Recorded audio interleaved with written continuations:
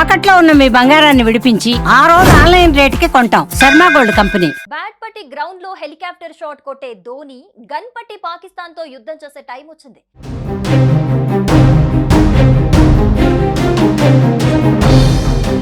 MRF bat తో రికార్డులు కొల్లగొట్టిన cricket god Sachin Tendulkar AK-47 తో పాక్ సైన్యాన్ని బౌండరీలు దాటేలా తరిమి కొట్టే టైం వచ్చింది. లూసిఫర్ 2 ఎంపురాన్ లో రియల్ వార్ లో తుపాకులతో చెలరేగిపోయిన మలయాళం హీరో మోహన్ లాల్ కి రియల్ వార్ లో చెలరేగే ఛాన్స్ వచ్చింది. ఇవన్నీ నిజంగా నిజమయ్యే అవకాశం ఉంది. కుదిరితే ధోనీని వార్ జోన్ లో చూడొచ్చు. వీలైతే సచిన్ ఇండియన్ ఆర్మీతో కలిసి పాక్ పై యుద్ధం చేయొచ్చు. ఇవన్నీ సాధ్యమే. త్వరలోనే ధోని, సచిన్ లాంటి పలువురు ప్రముఖులను ఆర్మీ డ్రెస్ లో యుద్ధ క్షేత్రంలో విరోచితంగా పోరాడుతుంటే చూసే ఛాన్స్ రావచ్చు. ఆ దిశగా కేంద్రం ఆదేశాలు జారీ చేసింది. టెరిటోరియల్ ఆర్మీని రంగంలోకి దింపాలని నిర్ణయించింది.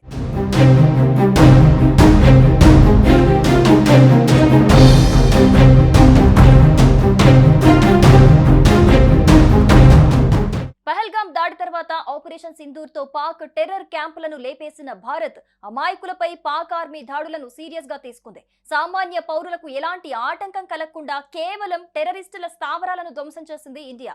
అదే సమయంలో ఉగ్రవాదాన్ని పెంచి పోషించటం మానుకోండి, మేము పౌరులకు హాని కలగకుండా ఉగ్ర మూకలపైనే దాడి చేశామని చెప్పినప్పటికీ పాక్ వినలేదు. ఈ పరిస్థితుల్లో భారత రక్షణ శాఖ కీలక నిర్ణయం తీసుకుంది. సైన్యం ప్రతి నిమిషం పాక్ తో పోరాడుతున్న తరుణంలో టెరిటోరియల్ ఆర్మీని కూడా రంగంలోకి దించేందుకు ఆదేశాలిచ్చింది. యుద్ధం తీవ్రతరం అవుతున్న వేళ అవసరమైతే టెరిటోరియల్ ఆర్మీని కూడా దించాలని ఆర్మీ చీఫ్ కు సూచించింది. ఇందులోని అధికారులను, నమోదు చేసుకున్న సిబ్బందిని పిలిపించేందుకు అధికారం కల్పించింది.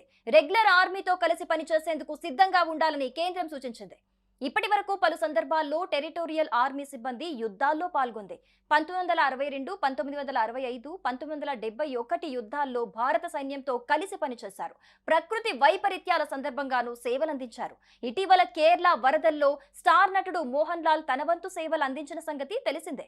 అతడు కూడా టెరిటోరియల్ ఆర్మీలో లెఫ్టినెంట్ కర్నల్ స్థాయి అధికారి. ఈ జాబితాలో పలువురు సెలబ్రిటీలు కూడా ఉన్నారు. భారత మాజీ captain MS Dhoni, Sachin Tendulkar, Kapil Dev, Anurag Thakur, Abhinav Bindra lieutenant colonel స్థాయిలో ఉన్నారు. కనీస అర్హత, సర్వీసు పూర్తి చేసిన వారికి పింఛన్లతో పాటు ఇతర ప్రయోజనాలు, క్యాంటీన్, మెడికల్, LT అలవెన్స్లు అందిస్తారు.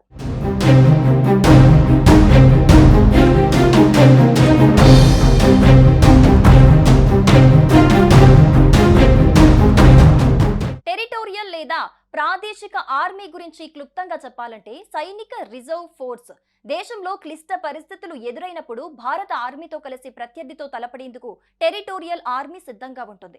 ఇందులోని సిబ్బంది అధికారులకు రెగ్యులర్ ఆర్మీ తరహాలోనే శిక్షణిస్తారు. వీరంతా బయట ఉద్యోగాలు చేసుకుంటూనే వాలంటీర్గా సైన్యంతో పనిచేస్తుంటారు.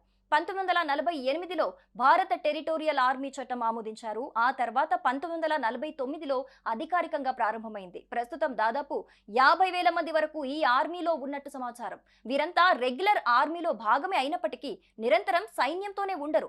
అవసరమైన సందర్భాల్లో కథన, ప్రకృతి వైపరీత్యాల్లో రంగంలోకి దిగుతారు.